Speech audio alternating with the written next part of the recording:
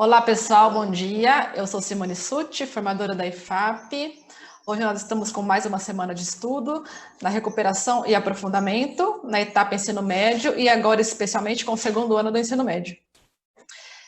Hoje está bem complicado o nosso site, o pessoal da produção já pediu para avisá-los e confortá-los de que as aulas estarão disponíveis no site da IFAP, no AVEFAP, e que ainda que vocês não consigam participar, porque realmente hoje está travando tanto som quanto imagem, vocês terão a aula disponibilizada lá e o professor João pode fazê-la normalmente. Dou as boas-vindas de novo ao João Pires. Obrigada, João, por estar aqui. Bem-vindo e bom trabalho para nós.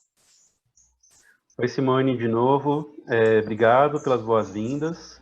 Peço desculpas aos professores e professoras pelo atraso que a gente teve em função das questões técnicas. A gente vai começar a nossa pauta de hoje, então eu compartilho aqui minha tela com vocês para que a gente, como de costume, inicie essa transmissão, que é a transmissão de série, né, gente? Então, vamos lá. Peço só que vocês aguardem enquanto eu comece o compartilhamento aqui. Só um minuto, por favor.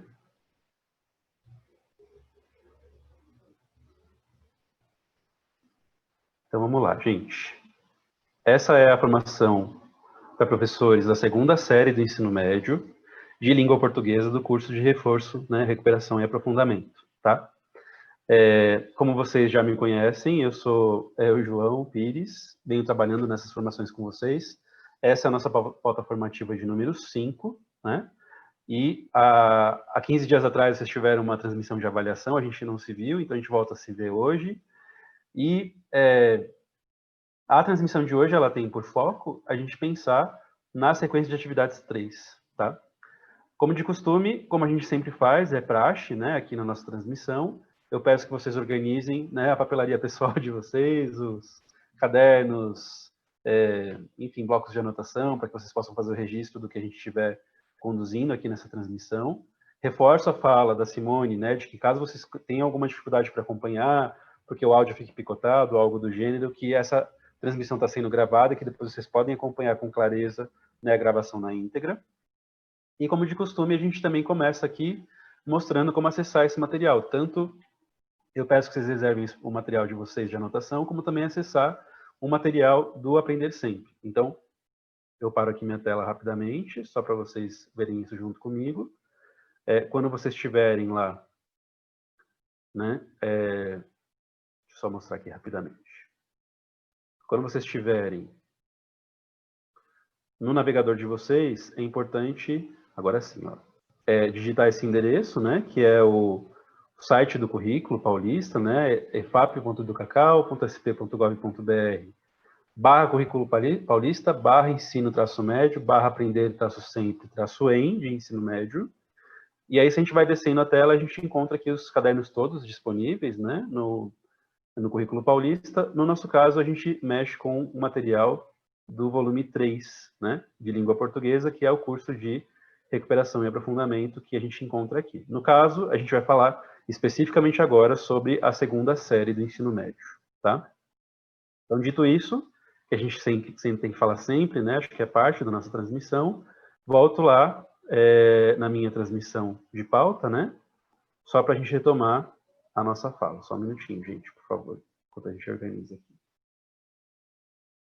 Então, vamos lá.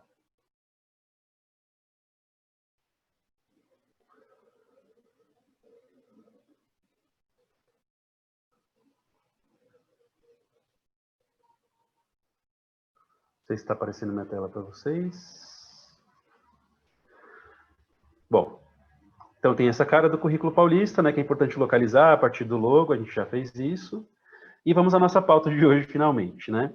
A ideia é que hoje a gente apresente para vocês a sequência de atividades 3 da segunda série do ensino médio, tá? Então, vou mostrar como é que ela foi organizada, como são as aulas, quais são as habilidades que se propõe desenvolver. E agora a gente olha tanto para a habilidade essencial, que a gente já viu na transmissão de etapa, como para as habilidades de suporte, né? A gente vai pensar, né, na elaboração de perguntas, né, com foco, né, no desenvolvimento das habilidades, né, de uma das habilidades da SA3, e na nossa primeira reflexão, no nosso primeiro momento de interação, e no segundo a gente vai pensar sobre análise linguística e modalidades didáticas, né? Dando um pouco continuidade ao que a gente já trabalhou anteriormente sobre como explorar questões de análise linguística, né, de conhecimentos linguísticos a partir do que a sequência de atividades propõe, tá? Então, como objetivos aqui, a gente vai conhecer o percurso formativo proposto pela sequência, né, e as habilidades que estão contempladas.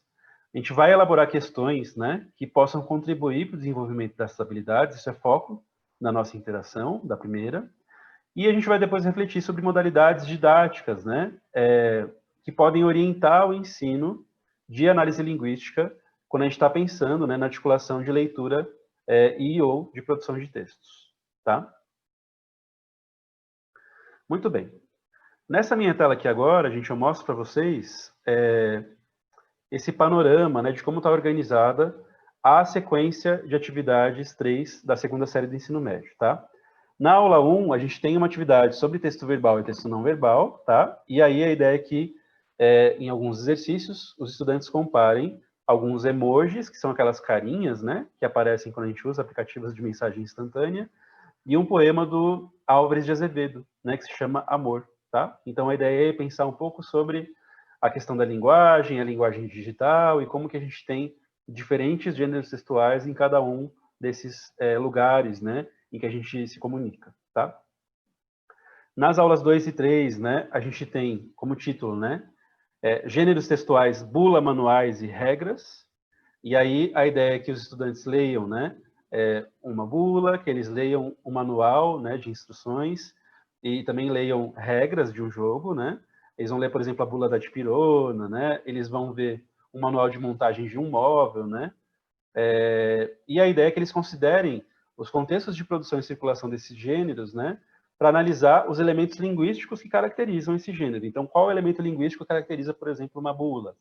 Quais são os elementos linguísticos que caracterizam, por exemplo, o manual, né?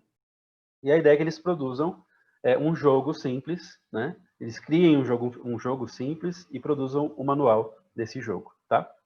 Na aula 4, que se chama Conectivos, a ideia é que eles leiam um trecho, o início, né, do romance O Cortiço, para identificar a questão dos conectivos, né, de como eles são usados, né, nesse romance, de como eles conectam uma parte a outra do texto e como é que eles podem tanto identificar esse uso como também reproduzir eles, né, em frases que eles vão refazer depois. Então, o foco aqui está nos conectivos textuais, né, nos operadores textuais que conectam as partes do texto, né? Na aula 5, a gente vai ter o trabalho com gêneros textuais da esfera jornalística, né? Então, gêneros textuais jornalísticos. E aí a gente vai ter a leitura de um artigo, né, sobre a falta de ar como um sintoma do Covid-19. E a ideia é que os alunos identifiquem o assunto, o tema, né, e pensem qual que a finalidade desse texto, para que eles, na sequência, produzam um cartaz, né, que ajude a comunidade escolar, né, a se conscientizar sobre a necessidade dos cuidados em relação ao Covid-19, tá? Nas aulas 6 e 7, a gente tem por título o nome debate, e a ideia é que eles façam a leitura de vários materiais, a gente vai mexer nessa atividade aqui, nessa transmissão. Eles vão ver artigo, eles vão ver gráfico, né? E eles vão ver opiniões diferentes sobre a questão do uso do celular em sala de aula para que eles debatam esse tema junto com o professor, tá? Por fim, na aula 8, que se chama tema e tese, né?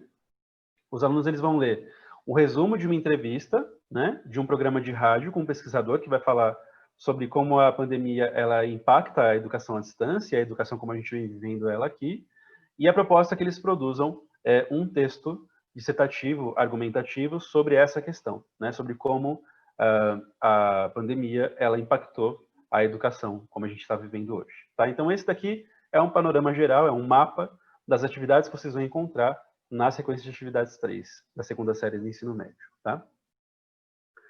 Na minha próxima tela, eu volto a mostrar para vocês, isso a gente já viu lá na transmissão de etapa, né? A habilidade essencial da segunda série do ensino médio. Então, a gente vai conhecer agora o conjunto de habilidades, né? Tanto a habilidade focar aqui na habilidade essencial da segunda série, como as habilidades de suporte, tá? Então, como habilidade essencial, a gente tem organizar adequadamente os parágrafos de um texto, visando a atingir a proposta enunciativa, tá? Então, como é que a gente pode organizar cada um dos parágrafos, né, pensando em uma proposta enunciativa específica. E como é que isso vai se desdobrar, né, nas habilidades de suporte? Nas habilidades de suporte, a gente tem essas 4 habilidades, que eu estou chamando aqui de 1, 2, 3 e 4, e a gente vai entender um pouco como é que elas se organizam aí, né? A primeira habilidade, ela propõe, ó, analisar em um texto os mecanismos linguísticos utilizados na sua construção, né? Então, ela propõe, né, que, por exemplo, nas aulas 2 e 3, os alunos eles analisem manuais e produzam um manual para o jogo que eles vão criar, né? Então, quando eles estão analisando os manuais, né, e pensando em construir um manual depois, eles vão estar, por exemplo, desenvolvendo essa habilidade, tá? A segunda habilidade, ela diz, né, identificar ideias-chave em um texto, concatenando-as na elaboração de uma síntese. E essa segunda habilidade, ela vai ser desenvolvida, por exemplo, na aula 5, quando eles vão precisar ler, identificar o assunto de um texto que relaciona a falta de ar, né, como como um sintoma do Covid-19, tá?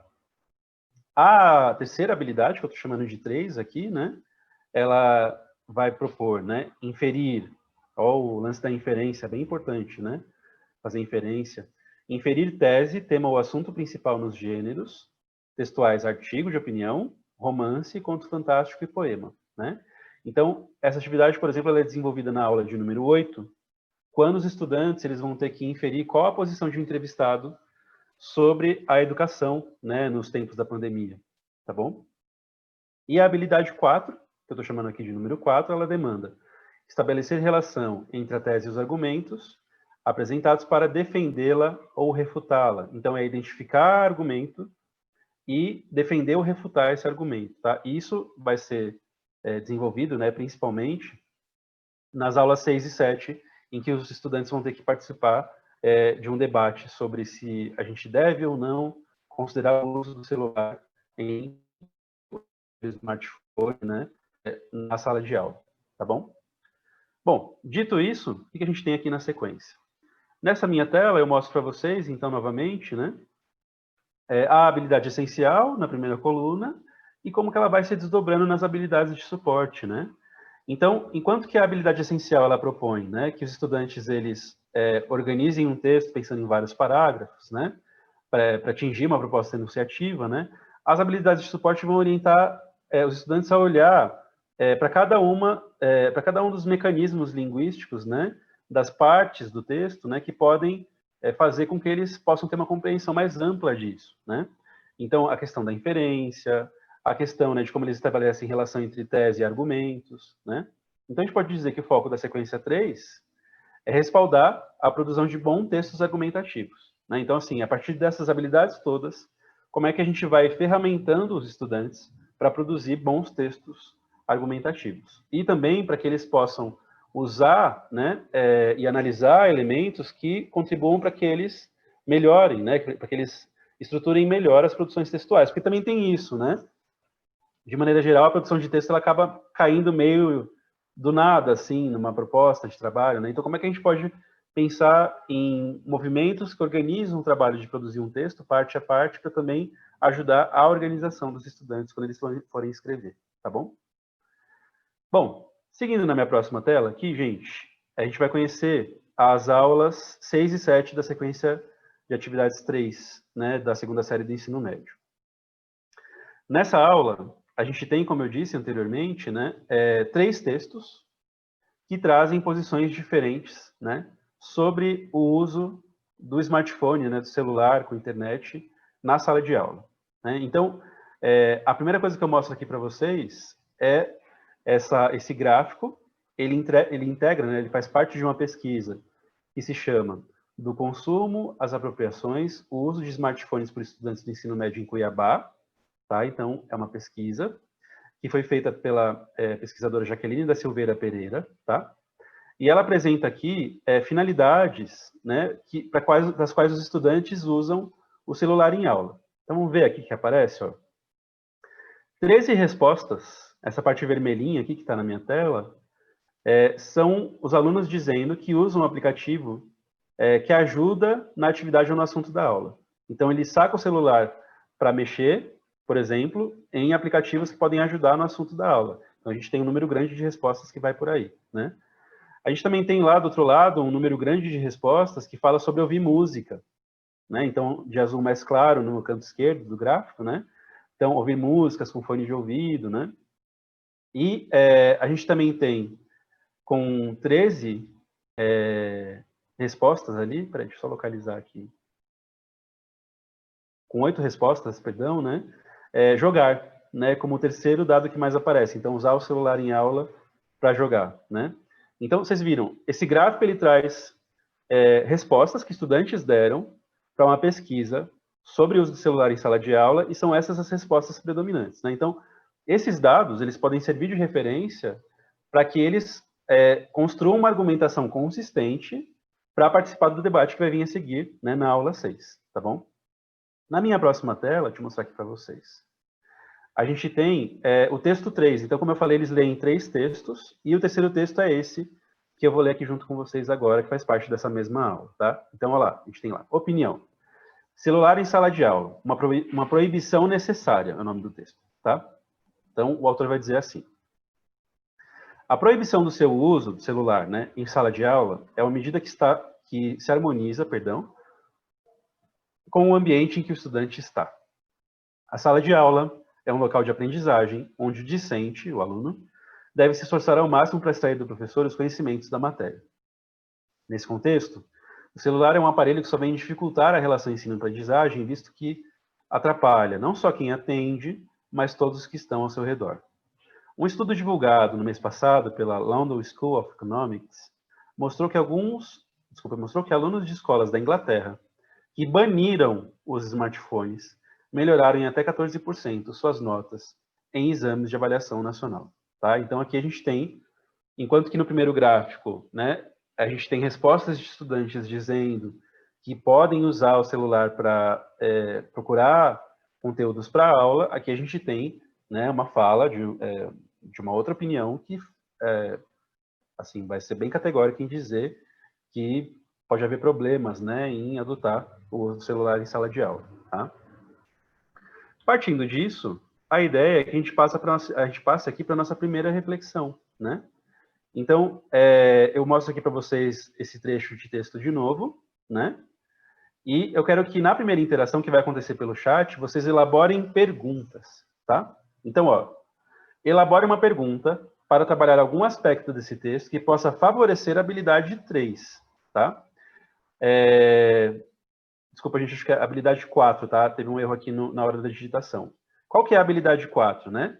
Estabelecer relações entre a tese e os argumentos apresentados para defendê-lo ou refutá-lo, tá? Então, aqui a gente tem que pensar em perguntas. Então, assim, você quer usar esse texto e, para ampliar o que se propõe na sequência de atividades 3, qual pergunta ou quais perguntas vocês podem fazer para ajudar os estudantes, né, a estabelecer relação entre a tese e os argumentos apresentados para defendê-la, tá bom? Então, vou só fazer uma correção no número aqui rapidamente, mas a gente pode já começar a contar o tempo. Simone, você está por aí?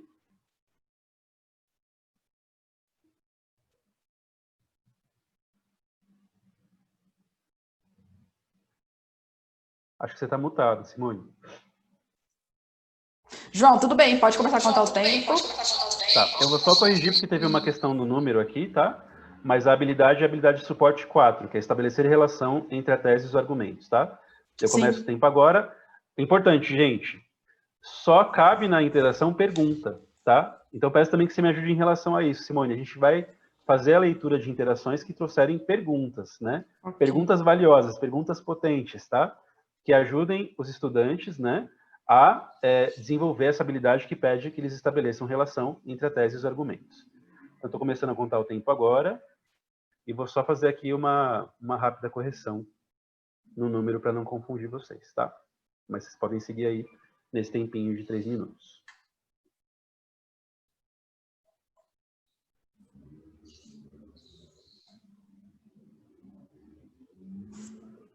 Eu já espelho a tela novamente em breve, tá?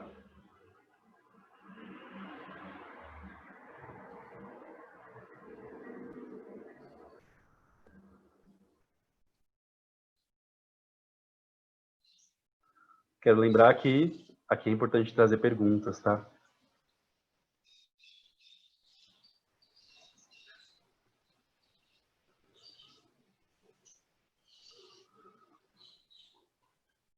Pronto, agora está corrigido.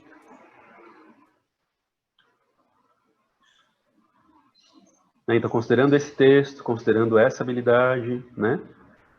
Como é que a gente pode pensar, formular perguntas que ajudem a estabelecer relação entre a tese e os argumentos?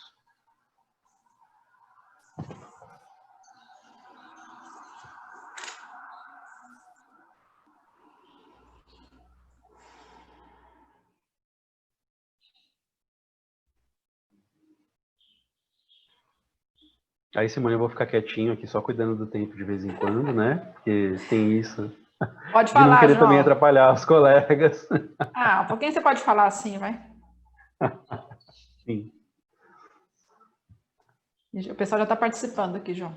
Tá bom. Acho que deu uma estabilizada Será que no melhorou? aplicativo. Será que melhorou a questão Parece do que áudio? sim. Ah, é ótimo. Sim, ótimo mesmo.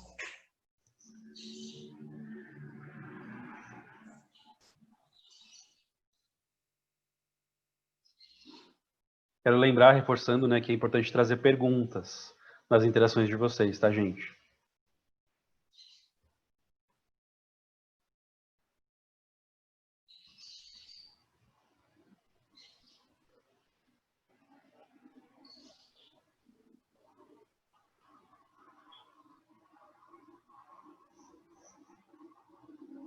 A gente está no nosso último minutinho.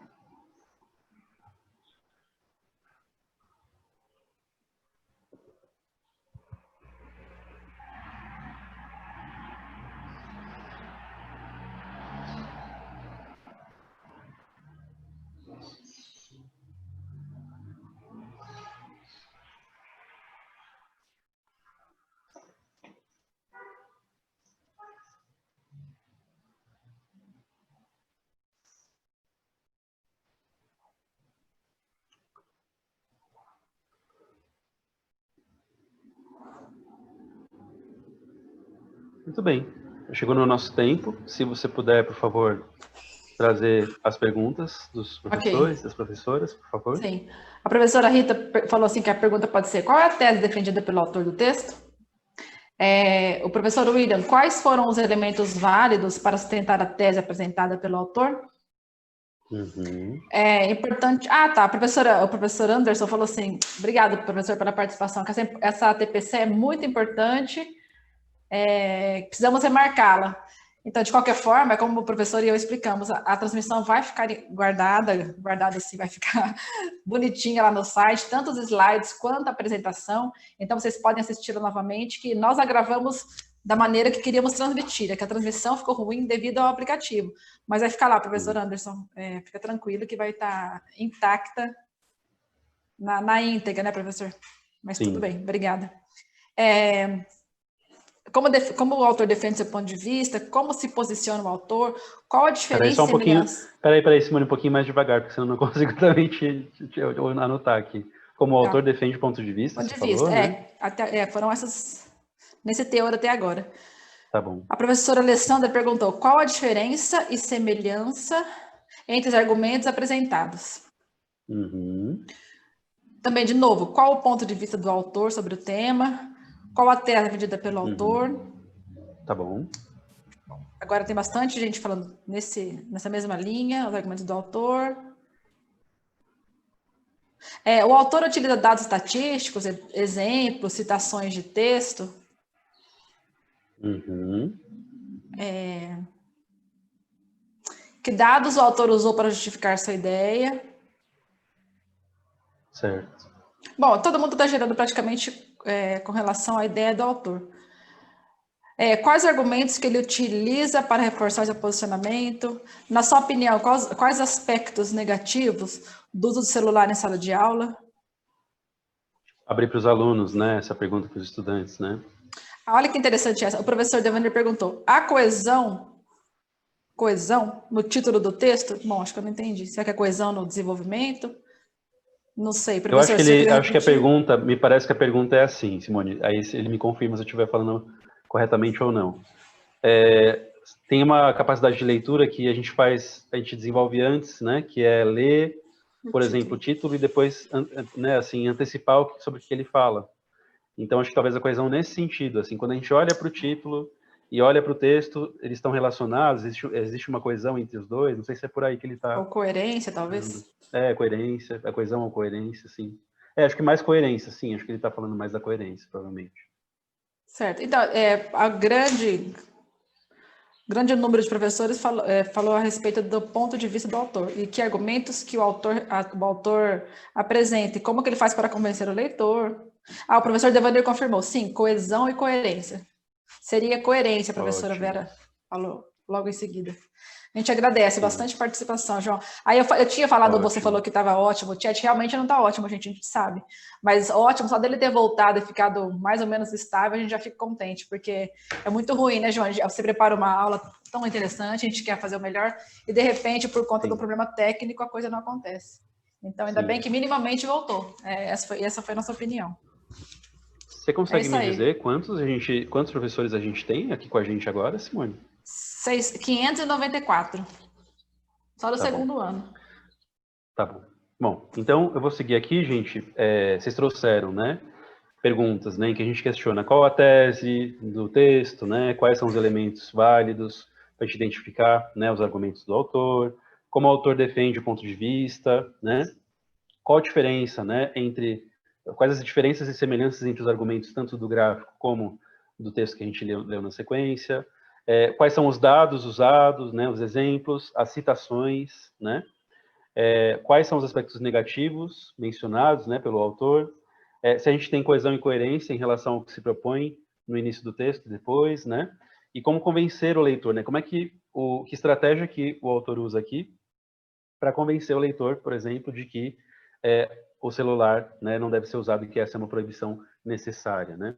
Bom, a gente tem aqui vários elementos, quero que a gente pense agora, né, sobre como que a análise linguística e semiótica pode favorecer o olhar sobre essa habilidade, tá?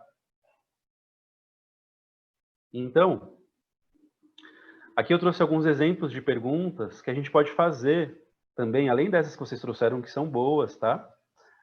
Para a gente repetir algumas coisas que vocês já falaram, mas também complementar o que foi dito, tá? Na primeira pergunta, a gente diz aqui assim, né? Deixa eu só ver melhor vocês aqui.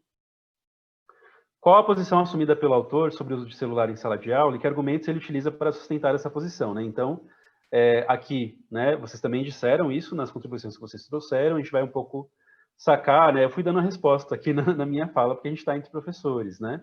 Mas é importante identificar que elementos, né, que o autor usa para assumir a sua posição, quando ele fala, por exemplo, sobre um estudo desenvolvido, né, numa universidade, num grupo de estudos estrangeiro, na London School of Economics, né? Quando ele fala que os estudantes eles renderam mais depois que eles pararam de usar, né? Então, há uma série de elementos que são usados, né, que são argumentos usados pelo autor para defender o que ele faz no texto, né, o que ele afirma no texto. Trouxe também uma segunda pergunta aqui que diz assim, ó, que escolhas linguísticas o autor faz que evidenciam sua posição, né? Então, se a gente pensa nas escolhas linguísticas, nas palavras utilizadas pelo autor, né, ele fala, ó, em proibição do uso do celular, ele fala que proibir o celular harmoniza o ambiente, né? Então, se a gente pega, por exemplo, esses dois termos, né, proibição e harmonizar, eles são meio que antagônicos, né? Mas aqui na maneira como o autor organiza o seu texto, ele coloca lado a lado ali para dizer, né, que os estudantes não devem usar o celular, né? O que pode ser também um lapso do autor, né? E vale a pena também considerar isso quando a gente estiver naquela atitude de diálogo com o texto, né, um pouco pedindo que os alunos tragam a leitura que eles também fizerem, né, desse material que a gente leu. Também trago aqui uma terceira pergunta, que é como usar os dados do gráfico para refutar os argumentos apresentados pelo autor, né? Então, assim, bom, se você tem nesse autor uma posição contrária ao uso do celular, como é que a gente pode usar os dados do gráfico, que também vocês trouxeram isso nas contribuições de vocês de uma maneira excelente, né? Como é que a gente pode usar os dados do gráfico para refutar os argumentos apresentados pelo autor, né? Tendo em vista que a gente tem lá, por exemplo, 13 respostas que falam que eles usam aplicativos em aula para poder, por exemplo, aprender melhor o que eles estão estudando ali, né? Então, como é que os estudantes eles poderiam fazer uso dessas informações para poder refutar, né, o que esse autor apresenta? Então, são várias possibilidades que a gente teria aqui e estratégias, né, que a gente poderia trazer para justamente explorar essas questões, tá? Então, né, isso faz a gente perceber que a análise linguística e semiótica, nesse caso, ela pode contribuir para uma percepção mais aprofundada da materialidade do texto, né? Então, essa coisa de proibição, essa coisa de harmonizar, né? As escolhas lexicais do autor, elas acabam revelando a tese que ele tem, né? Ou seja, o que ele pensa a respeito daquele assunto, tá? Além disso, outro exercício interessante que a gente pode fazer nessa proposta é analisar a questão da multimodalidade, né? Então, como é que o gráfico funciona, né? Como é que um gráfico ele traz os dados, né? É diferente a gente usar, por exemplo, um gráfico de pizza e um gráfico daqueles que a gente tem colunas uma ao lado da outra, né? Como é que essas quantidades elas também ajudam a marcar as escolhas feitas pela autora? Quando ela escolhe mostrar as respostas dos estudantes por um gráfico de pizza, né? O que isso traz de informação, né? Então, a multimodalidade do gráfico ela também pode ser explorada quando a gente estiver, enfim, trabalhando com essa questão, tá? Então, só sistematizando aí a partir do que vocês trouxeram. Na sequência, a gente quer retomar uma coisa que a gente viu já em transmissões anteriores, né? Que é dar foco sobre o trabalho com análise linguística, tá? Para a gente ampliar a discussão sobre o ensino de análise linguística, né, a gente vai conversar um pouco sobre modalidades didáticas, tá? E a gente já conversou um pouco sobre isso, né? E a gente vai pensar aqui hoje em diferentes modos de organizar atividades para o ensino de leitura, né, pensando na análise linguística e semiótica. Então, a gente tem aqui, ó. Trata-se de atividades elaboradas de modo a tematizar aspectos muito específicos do conteúdo, lançando mão de procedimentos que permitem que seja lançada uma lente de aumento sobre aquele aspecto, tratando esse conteúdo de maneira intensa. Então, de tudo que a gente pode trabalhar quando a gente olha para um debate, para um artigo de opinião, como é que a gente pode lançar uma lente de aumento sobre aquele aspecto específico que a gente quer trabalhar. E aí, aqui, no caso, a proposta é pensar sobre os elementos, né, enfim, linguísticos e semióticos. Então, a Katia Bracklin, ela vai propor, né, modalidades didáticas para a gente trabalhar a análise linguística, né? Uma delas consiste em a gente pensar uma sequência de atividades para revisar um texto produzido pelos estudantes, né? Então, a ideia, por exemplo, é que eles analisem textos que sejam referência no assunto, ou que eles analisem textos que eles fizeram na própria turma, assim, né? Pensando nessa ideia de revisão. Então, eu vou olhar para o texto do colega, mas eu vou revisar o texto pensando nas questões de análise linguística, tá? A outra modalidade que a Katia Bracklin sugere é uma sequência didática para estudo, né, que é fazer uma reflexão mais aprofundada sobre um aspecto linguístico ou semiótico que pode ser mais pontual. Então, por exemplo, uma coisa que está muito em moda atualmente é fazer essa abordagem do ensino dos conteúdos gramaticais, da análise gramatical e semiótica, a partir do levantamento de dados dos estudantes. Se, por exemplo, você fez uma correção de produção de textos da sua turma, e você vê que a vírgula, por exemplo, é um erro recorrente, né? Por que não pensar em uma sequência didática para estudo da vírgula, né? Então, você focaliza, você lança uma lente de aumento sobre aquele aspecto e trabalha sobre ele durante um período de tempo, né? É importante a gente notar também, em qualquer uma dessas duas situações, a base para o estudo é sempre o texto, né? No primeiro caso, quando a gente fala da revisão, né? Ele é objeto de trabalho, porque a gente está olhando para o texto e pensando na revisão, né? E no segundo caso, ele é uma fonte de dados, né? Como eu disse, a gente pode olhar para o texto para tirar dados do que a gente vai explorar nas aulas de conhecimentos linguísticos, né? Se a gente optar por qualquer uma dessas duas modalidades, a gente vai envolver ações de planejamento que precisam ser bem planejadas, que precisam ser bem cuidadas, para garantir que a gente tenha um ensino epilinguístico dos conhecimentos gramaticais, né? A gente olha para a análise linguística e semiótica, né, pensando em situações didáticas potentes, né, para o desenvolvimento da habilidade que a gente mencionou anteriormente, né? Então, como é que uma coisa pode favorecer a outra? Como é que a percepção sobre as escolhas de palavras que eu faço pode revelar a tese quando a gente está argumentando, por exemplo, tá? Aqui na minha próxima tela eu mostro para vocês a questão também da sequência didática, né? Então, como é que a gente pode fazer uma sequência didática para a revisão de textos, né? Uma primeira questão importante que a gente deve considerar é selecionar conteúdos específicos, né? Então, a gente pensar não em abordar todas as questões ao mesmo tempo, mas abordar em uma questão mais específica, né? A outra questão importante que a Kátia Bracklin fala é que a gente vai fazendo essa articulação paulatina dos aspectos trabalhados, né? O que significa que a gente vai mencionar, por exemplo, vírgula na aula dessa semana e que depois a gente retome isso de alguma maneira. E os aspectos linguísticos eles vão sendo retomados ao longo do trabalho, né? E não é só também abordar a gramática de maneira isolada, mas abordar também a análise gramatical a partir de como ela também se conecta às situações de uso, tá? A outra questão importante que a Kátia traz é essa questão dos agrupamentos para revisão, né? Então, você pode, por exemplo, fazer com que eles revisem os próprios textos em grupos, né? Que eles revisem o próprio texto a sala toda, ou que eles façam uma revisão individual do texto, né? Em relação a isso, ela chama atenção para um aspecto interessante, que eu não sei se está na prática de vocês, né? Eu, como professor de português, também penso a respeito disso. A gente tem, geralmente, essa questão da troca, né? Que é um aluno escreve e troca com o outro. A gente pode propor de uma maneira diferente também, né? A gente pode propor que eles revisem um trecho de um texto juntos, né? Ou que eles trabalhem sobre o mesmo texto, de maneira que, ao invés de eles terem que corrigir o texto do outro, né? Os dois revisem os textos juntos, né? Pensando, por exemplo, nas questões linguísticas que estão em voga ali naquele momento, tá?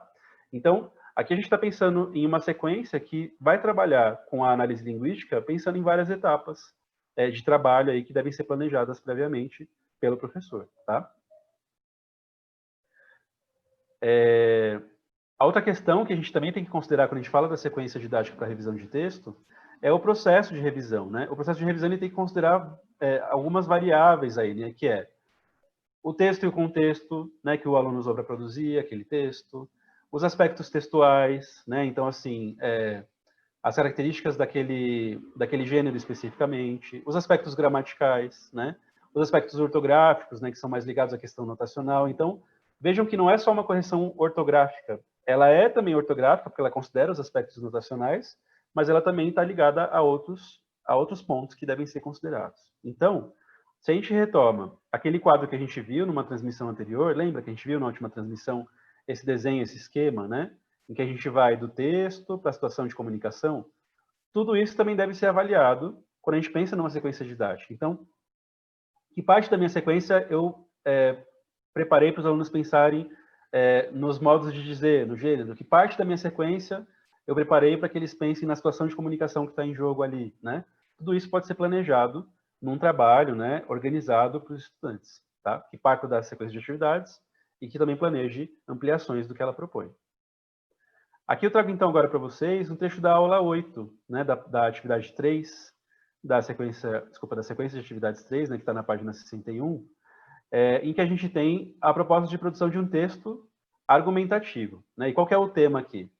Ensino à distância é uma solução viável para o Brasil em tempos de pandemia? Então, a gente tem algumas orientações aqui que são trazidas pelo material para que os alunos produzam, né, um texto dissertativo argumentativo, tá? E aí eles vão fazer isso depois de ter lido aquele texto, enfim, os textos que a gente viu anteriormente, mas aqui, no caso, tem um resumo de uma fala de um pesquisador também sobre o tema, em que eles vão ver o resumo também do que ele diz a respeito de como a educação muda, né, tem mudado no Brasil por conta da pandemia. E aí, pensando nisso, a gente vai para o nosso último momento de interação, né? Pensando aqui, ó, que na nossa segunda interação, né, a gente tem esses aspectos todos que a gente viu, né? Uma vez que os estudantes deverão produzir um texto argumentativo, né, quais conhecimentos linguísticos poderão ser selecionados para o planejamento de uma sequência didática de revisão? Então, assim, imagina assim, a gente quer pensar numa sequência de atividades para pensar nesse texto, que é o texto dissertativo argumentativo, né? Como que a gente poderia pensar numa sequência didática para revisão que selecionasse conteúdos específicos para esse gênero, o texto dissertativo argumentativo, tá? Eu marco então para vocês agora esse tempinho de novo de 3 minutos, tá? Para que vocês interagem com a gente pelo chat somente. E depois a gente volta para nossa sistematização. Tudo bem, Simone? Você está de acordo? Oi, João. Tudo bem. Tá. Então, estou começando o assim. tempinho aqui, tá? A ideia é que eles tragam como é que eles poderiam organizar, né? Uma sequência pensando nisso que a gente viu até agora, né? Então, assim, uma vez que os estudantes deverão produzir um texto argumentativo, quais que são os conhecimentos linguísticos que podem ser selecionados, né, para a gente trabalhar com esse gênero, que é o texto dissertativo argumentativo? Então, aqui é importante focar nos conhecimentos linguísticos. Aqui a resposta não é uma pergunta, né? Mas a resposta é quais os conhecimentos linguísticos que podem ser trazidos aqui para esse trabalho, tá? Ok.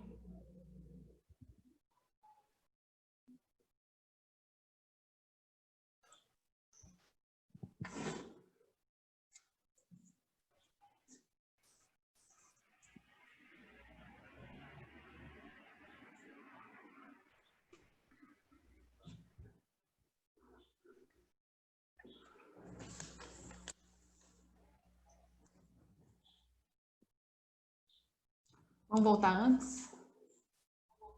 Quando você sentir que deu, você pode também me avisar. Eu estou contando o tempo aqui, tem mais 1 minutinho e pouco. Ah, tá. Ah, tá Tá bom. bom? Porque nós temos 5 minutos, né? Para terminar. É que a gente acabou começando um pouco mais tarde, então acabou que terminou um pouco depois também. A gente vai um pouquinho Ah, além, ok. né?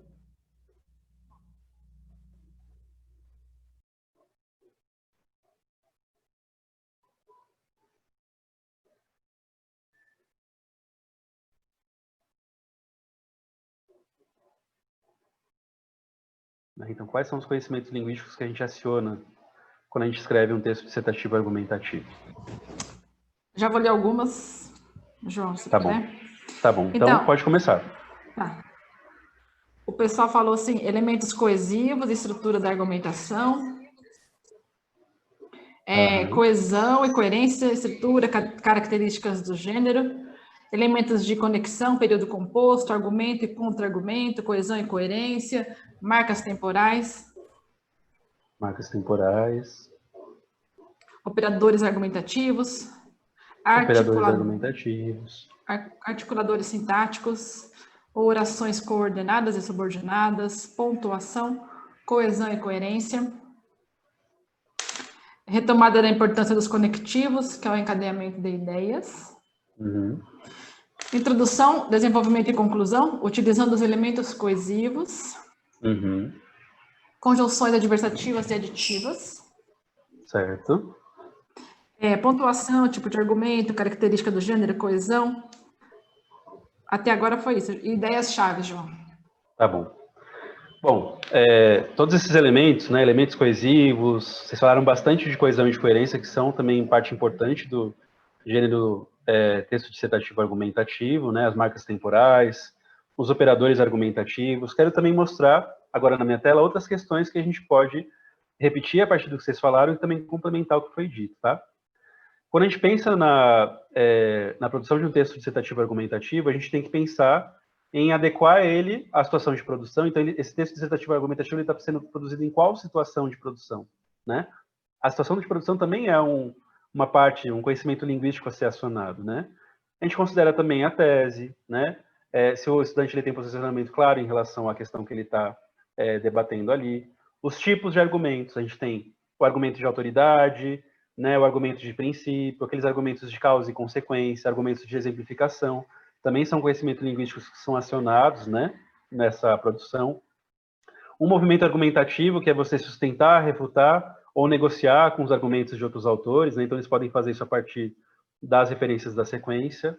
Os articuladores textuais, como vocês também disseram, né, conjunções, os operadores argumentativos, né, os advérbios, né, que favorecem a coesão e a coerência do texto. E a questão da modalização do discurso, né, que são essas escolhas lexicais que marcam o posicionamento do autor, né? Quando, por exemplo, lá a gente teve o autor falando que o celular deve ser proibido, ele assume, né, um tom, né, bastante marcado. Então, a modalização também é algo a ser considerado, né, quando a gente fala de conhecimentos linguísticos, quando a gente está produzindo um artigo de opinião. Então, a partir disso, Simone, eu vou caminhando aqui para dizer que a gente fez hoje, né? A gente conheceu as habilidades essenciais e de suporte da sequência. A gente Sim. exercitou a elaboração de perguntas, né? Para pensar em como desenvolver as habilidades e aprofundou algumas reflexões sobre análise linguística, pensando em como eles podem produzir um texto, especificamente falando aqui do texto dissertativo argumentativo, tá? Então eu peço aquela avaliação que a gente faz no finalzinho, no chat, né? Que pontos, né? Eles podem dizer aí que a formação trouxe para pensar sobre essa questão do aprofundamento em relação à análise linguística. E aí a gente já está no finalzinho da nossa transmissão.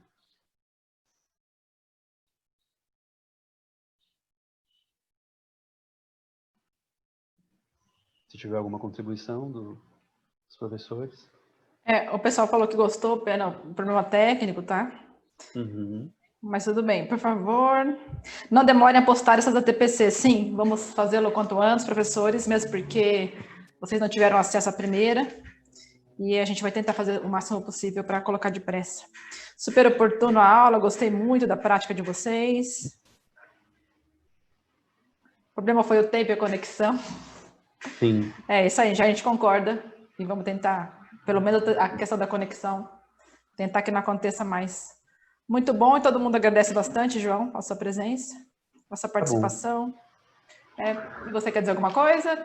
Quero agradecer, quero pedir desculpas mais uma vez pelo atraso, pelos problemas técnicos que a gente teve, né? Sim. E dizer que a gente se encontra novamente daqui a 15 dias. Tá bom, eu também te agradeço. E obrigado, até a tarde, Simone. João. Um abraço para você. Um abraço. Até mais. Um abraço Tchau. para você também. Tchau, tchau.